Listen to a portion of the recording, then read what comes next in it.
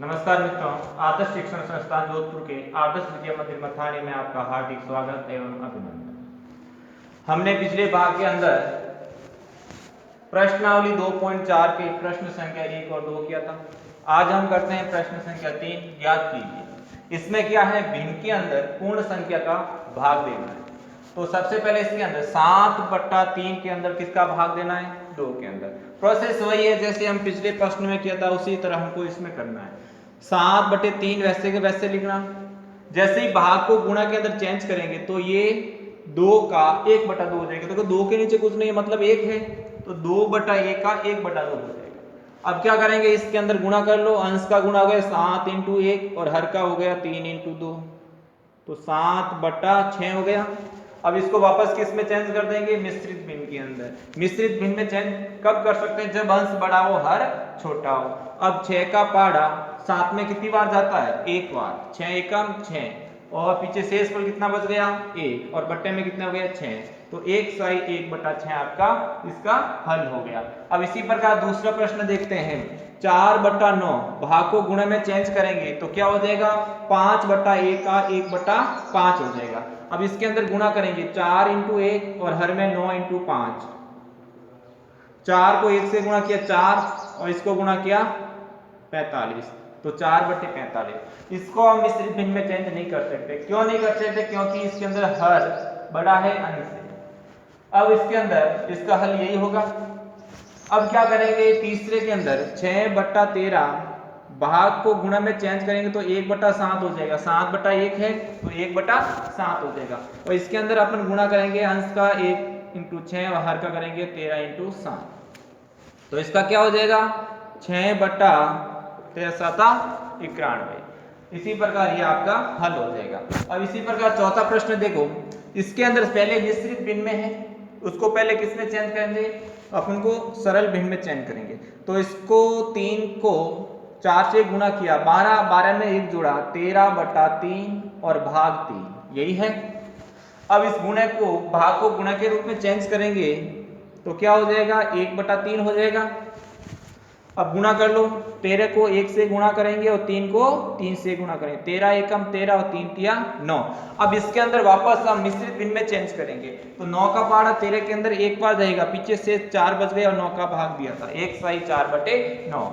इसी प्रकार हमारा एक पांचवा प्रश्न है, 3 साई 1/2 भाग 4। अब इसमें क्या करेंगे, पहले मिश्रित भिन्न को सरल भिन्न में चेंज करेंगे। तो 3 का पहाड़ा नहीं, 2 का पहाड़ा 3 बार बोला, 6 बार 6 बार ऊपर एक अंश जोड़ा, 7/2 और भाग क्या हो गया, 4। अब इस भाग को किस में चेंज करेंगे, गुणा में। 7/2 भाग को गुणा में चेंज किया तो 1/4 हो जाएगा।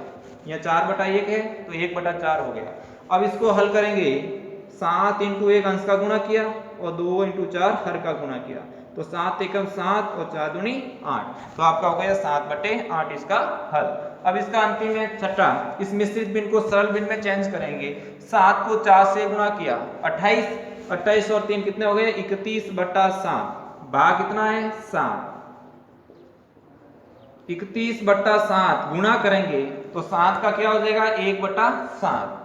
अब क्या हो जाएगा, 31 × 1/7 × 7, 31 एकम 31 और 7 और 7 49, यही आपका इसका हल होगा। इस प्रकार ये हमारा प्रश्न संख्या 3 है। अब हम अगला प्रश्न करते हैं, प्रश्न संख्या 4। तो अब हम अगला प्रश्न है प्रश्न संख्या 4, ज्ञात कीजिए। इसके अंदर क्या करना है, भिन्न का भाग भिन्न में देना है। इधर भी भिन्न है, इधर भी भिन्न है। और पहले वाले प्रश्न में क्या था, इधर भिन्न थी और इधर पूर्ण संख्या थी। तो इसको करने के लिए प्रोसेस तो वही है। और इसके अंदर क्या करना पड़ेगा, 2/5 लिख दिया। अब इस भाग को किस में चेंज करेंगे, गुणा के अंदर, और ये 1/2 किस में हो जाएगा, 2/1। अब आगे सेम ही है, अंश का गुणा 2 × 2 और हर का 5 × 1, 2 दूनी 4/5 इसका हल होगा। इसी प्रकार दूसरा देखो, 4/9 भाग को जैसे ही गुणे में किया तो 3/2 हो जाएगा, 2/3 का। अब इसका कर लेंगे 4 × 3 अंश के अंदर और 9 × 2 हर के अंदर। अब जिसको काटना है काट दो। देखो 2 का भाग अंश और हर दोनों में जाता है, 2 का भाग इसमें भी 1 बार गया और 2 का भाग इसमें भी 2 बार गया। दोनों में सेम संख्या का भाग लेना है, इसमें भी 2 का भाग जा रहा है, इसमें भी 2 का भाग जा रहा है। अब देखो 3 का भाग इसमें कितनी बार गया, एक बार, और इसमें 3 का भाग कितनी बार गया, 3 बार। अब जो बाकी बचे उसको लिख दो, यहाँ पर 2 है, यहाँ पर 1 है, और नीचे 3 है, और यहाँ पर 1 है, तो यहाँ पर आंसर हल हो गया 2/3। या फिर इसको गुणा करने के बाद में आप किसी संख्या का भाग देते हैं तो भाग दे दो, नहीं तो आप सीधा भी हल कर सकते हो। बीच में गुणा हो तो 2 का भाग ऊपर वाली संख्या में, ऊपर और नीचे वाली संख्या में किसी से समान संख्या से भाग देना है। तो इस प्रकार ये हमारा प्रश्न संख्या 2 है। अब हम तीसरा करते हैं 3/7। भाग को किस में चेंज करेंगे, गुणा में, और यहाँ 7/8 हो जाएगा। अब इसका क्या हो जाएगा, 3 × 7 और नीचे हो जाएगा 7 × 8। अब देखो ऊपर भी 7 नीचे भी 7 कट गया, पीछे क्या बच गया, 3/8। ये आपका हल हो गया। अब इसी प्रकार चौथा देखो, इधर मिश्रित भिन्न है, तो मिश्रित भिन्न को किस में चेंज करेंगे, सरल भिन्न में। तो 3 × 6, 6 और अंश जोड़ा 7/3 और भाग 3/5। अब क्या करेंगे, इस भाग को गुणा में चेंज करेंगे, तो जैसे ही भाग को गुणा में चेंज करेंगे तो ये भिन्न व्युत्क्रम हो जाएगी, 5/3 हो जाएगा। अब ऊपर नीचे कोई भी संख्या आपस में नहीं कट रही है, तो क्या करेंगे, अंश अंश का गुणा कर दो और हर हर का गुणा कर दो, क्या हो जाएगा 35, 7 × 5 = 35/3 × 9। अब अंश बड़ा है तो मिश्रित भिन्न में चेंज कर सकते हैं, तो 9 का भाग 35 में कितनी बार जाएगा, 9 पंजे नहीं यार, 9 चौक 36 ज्यादा होता है, तो 9 के 27 3 बार जाएगा, 27। पीछे कितने बच गए, 8, और बट भाग इसका दिया 9 का, 3 सही 8/9। तो इस प्रकार पांचवा प्रश्न है, इस मिश्रित भिन्न को सरल भिन्न में चेंज करेंगे, तो क्या हो जाएगा, 3 दूनी 6 और 1 7/2 और भाग 8/3। अब क्या करेंगे, गुणा कर दो, नहीं चेंज कर लेंगे, 7/2 भाग गुणा में किया तो क्या हो जाएगा, 3/8 हो जाएगा। जैसे ही भाग को गुणा में चेंज करते हो तो इधर वाली भिन्न क्या हो जाती है, व्युत्क्रम हो जाती है। अब गुणा कर लो, अंश अंश का गुणा और हर हर का गुणा, 7 या 21 और ये 16, तो 21/16 आपका हल हो गया। अब इसके अंदर अगला छठा प्रश्न देखते हैं, इधर मिश्रित भिन्न है तो इसको साधारण भिन्न में चेंज करेंगे, 2/5 भाग 2 एकम 2, 2 और 1 3/2। अब इस भाग को क्या करेंगे, गुणन, जैसे ही गुणा में किया तो ये भिन्न क्या हो जाएगी, व्युत्क्रम। अब गुणा कर लो, अंश का 2 × 2, हर है 5 × 3, 2 दूनी 4/15।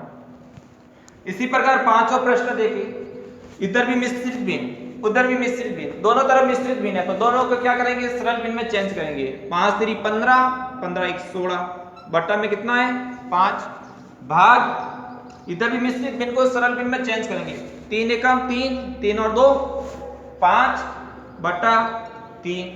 अब क्या करेंगे, पहले क्वेश्चन की तरह बन गया, अब इसके अंदर कर देंगे 16/5, भाग को गुणा में चेंज करेंगे तो 3/5 हो जाएगा। अब कर लो फिर, 16 × 3 कर लेंगे और 5 × 5 करेंगे, 16 × 48 और 5 × 25। अब ये वापस भी भिन्न में चेंज कर सकते हैं क्योंकि अंश बड़ा, तो 25 का भाग 48 में कितनी बार जाएगा, एक बार ही जाएगा। पीछे कितने बच गया, पीछे बच गए 23 और भाग इसका दिया 25 का, तो 1 सही 23/25। अब अगला 8वां प्रश्न है, इधर भी मिश्रित भिन्न इधर भी मिश्रित भिन्न, दोनों को साधारण भिन्न में चेंज करो, 5 दूनी 10, 10 और 1 11/5 भाग 5 और 1 6/5, 11/5 भाग को गुणा में किया तो 5/6। अब क्या करेंगे, 11 × 5 अंश हो गया, 5 × 6 हर हो गया, 5 से 5 कट गया, दोनों में 5 का भाग एक बार जाता है, तो पीछे 11/6 बच गया। अब अंश में 6 बड़ा है तो क्या हो जाएगा, 6 का भाग 11 में कितनी बार जाता है, एक बार। पीछे शेष बल कितने बच गए 5 और भाग इसका दिया 6 का, तो 1 सही 5/6। तो इस प्रकार ये हमारा प्रश्न संख्या 4 कंप्लीट हुआ। अब हम इसके अगले प्रश्न के लिए अगला पॉइंट होगा 2.5, उसके लिए हम एक छोटा सा कॉपी कर लेते हैं और उसके बाद हम अगले भाग के अंदर 2.5 करेंगे। तो आप ये स्क्रीनशॉट ले लें या वीडियो को पॉज करके इसको आप नोट कर सकते हैं। तो हम चलते हैं अब अगले बिंदु पे। तो अब हम चलते हैं, हमने अभी भिन्न के बारे में पढ़ा था। भिन्न के बारे में क्या क्या पढ़ा था, मैंने आपको प्रश्नावली 2.2 से शुरू की थी, जिसके अंदर भिन्नों का गुणा किया था, भिन्नों का भाग किया था। तो अब हम चलते हैं, अगला बिंदु हमारा है दशमलव। क्या है? दशमलव।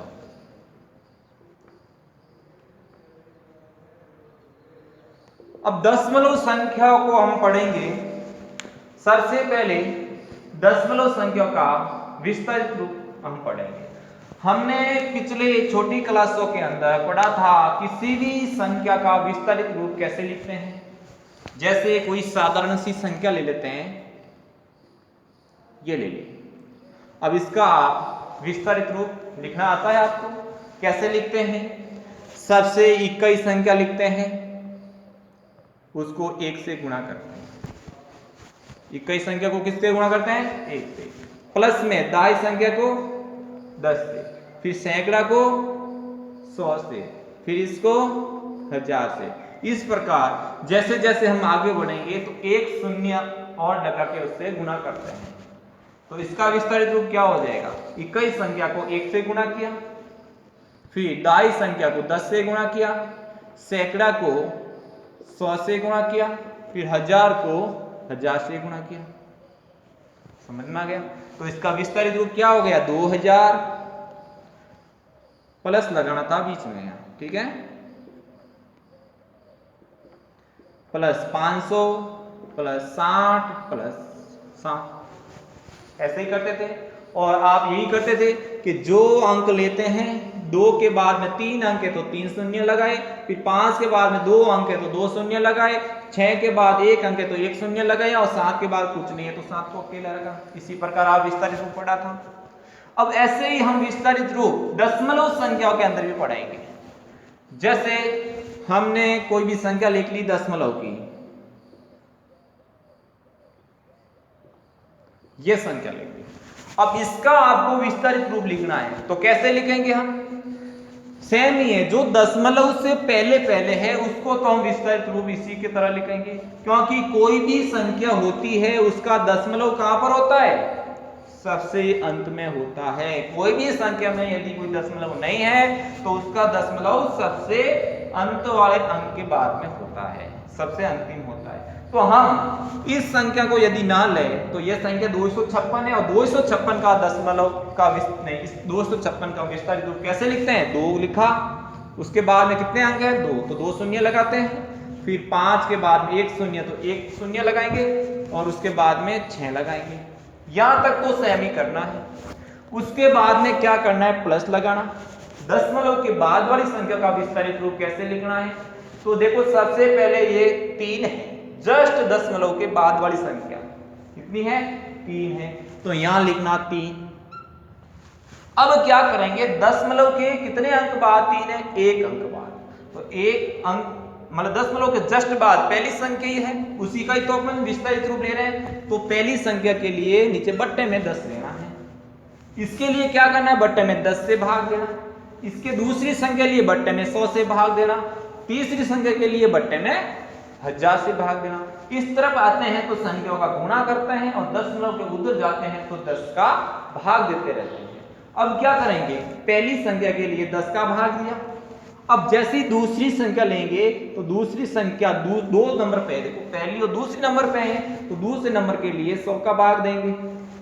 इसी प्रकार दशमलव के तीसरे अंक पे क्या है?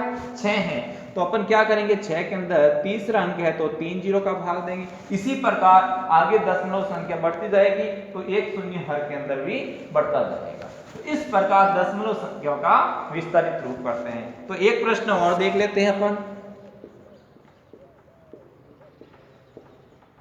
इसका अपन को विस्तारित रूप लिखना है, तो कैसे लिखेंगे? सबसे पहले 3 लिखा, 3 के बाद 1 2 3 4 अंक है तो 4 शून्य लगा दिए, प्लस 4 के बाद 3 अंक है तो 3 शून्य लगाए। उसके बाद 5 है तो 5 के बाद में 2 अंक है तो 2 शून्य लगाए। फिर 6 के बाद 1 अंक है तो 1 शून्य लगाया। फिर 7 के बाद कुछ नहीं है तो कुछ भी नहीं लगाया। फिर दशमलव आया, तो दशमलव के लिए भी तो क्या था बताओ? दशमलव के जस्ट पहली संख्या क्या है? पहला अंक क्या है? 3, तो पहला अंक के लिए नीचे बट्टे में क्या लगाते हैं? 10। अब दूसरे अंक के लिए क्या लगाएंगे? प्लस में 5/100, तीसरे अंक के लिए क्या लगेंगे 1000। देखो यहाँ देखो 1 से गुणा, 10 से गुणा, 100 से गुणा, 1000 से गुणा, इसी प्रकार यहाँ 10, 100, 1000 इस प्रकार नीचे आगे शून्य बढ़ता जाएगा। इसी प्रकार 7 कितने नंबर पे है, पहला, दूसरा, तीसरा, चौथे नंबर पे है, तो अपन भी क्या करेंगे नीचे 4 शून्य से भाग दे देंगे, 4 शून्य लगाएंगे। समझ में आ गया? इस प्रकार ये हमारा विस्तारित रूप है। अब दशमलव संख्याओं का स्थानीय मान भी आना चाहिए। जैसे हम कोई भी संख्या लिख दी मैंने, जैसे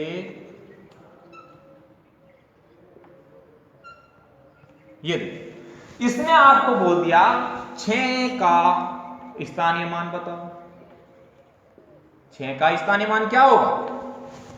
तो 6 कहां पर है? दशमलव के बाद में। यदि दशमलव के पहले होते तो कोई प्रॉब्लम नहीं, हम सीधा सीधा बताते, जिस अंक का पूछते हैं उसका बता देते। जैसे 5 का पूछा तो 5 के बाद में एक अंक है, तो 5 का एक अंक बाद में क्या हो जाएगा, तो 50 हो जाएगा इसका स्थानीय मान। इसी प्रकार दशमलव के बाद वाली संख्याओं का भी स्थानीय मान पूछे तो इसकी तरह बता देंगे। मान लो 6 का पूछ लिया, तो 6 दशमलव के कितने अंक के बाद है, 1, 2, तीसरे अंक के बाद में, तो अपन क्या करेंगे 6 के अंदर 3 जीरो का भाग देंगे, ये इसका 6 का स्थानीय मान होगी, प्लेस वैल्यू हो गई।